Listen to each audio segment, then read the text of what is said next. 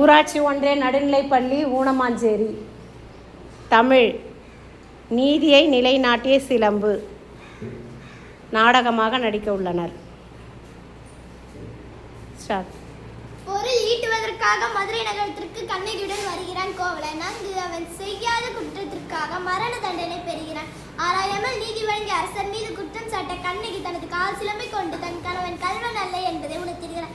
அரசருக்கும் கண்ணகிக்கும் நடக்கும் உரையாடல் இங்கு பாடமாக அமைந்துள்ளது.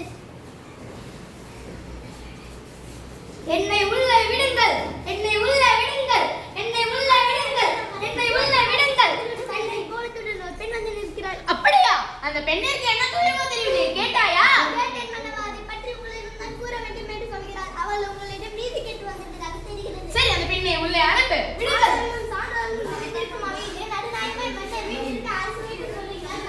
ஏகுடி போன்ற பெண்ணை நீ யார்? அழுத கண் நம்மை காண வந்த காரணம் என்ன? உனக்கு என்ன வேண்டும்? ராஜ நீதி வழங்கிய மன்னனே, என்னையா யார் என்று கேட்கிறாய்? சொல்கிறேன் கேள். உலகம் மீட்கும் மன்ன புறாவுக்காக தனது உடலே தந்த சிபிமணியை பற்றி நீ அறிவாயா? பசுவின் கட்டை தேர்க்காத என்று கொடுத்த மகனையும் அதே இட்டுக் கொன்றானே, மகனை சோழ பற்றி நீ அறிவாயா மன்னனே? பெண்ணே, நான் கேட்ட வினாவுக்கு இன்னும் நீ பதில் கூறவில்லை. அதை விட்டு விட்டு வேறு எதுவும் பேசிக் கொண்டிருக்கிறாய். இழப்பின் நன்மை தெரியாத மன்னனே, எனது நிலையை ஏமாத்தானே இப்படி பேசுகிறாய்? நான் இதுவரை கூறிய பெருமை மிக்க சோழ மன்னர்கள் வாழ்ந்த புகழ் நகரம் எனது ஊர். ஊரின் பல எல்லா சிற்பனுடைய மாசாத்துவன் என்பவனின் மகனாகிய என் மகனின் மனைவிதான் எனது பெயர் கண்ணகி. ஓ, இப்போது புரிகிறது. அந்த கல்வன் கோவலனின் மனைவியா நீ? போதும் அண்ணா, என் கணவனை இகழ்வதற்கு உனக்கு என்ன தகுதி இருக்கு? ஊர்விட பயணம் உனது ஊருக்கு வந்து எனது காசுமதிற்கு வந்த என் கணவனை அநேகமாக கொன்று விட்டேயே, நீ செய்து தகுமா? பெண்ணே, கல்வனை கொள்வது கொடுவோம் என்ற அத்தை என்ற அறிநறிவாகும். இதை அனைவரும் அறிவார்கள். உனக்கு தெரியாதா என்ன?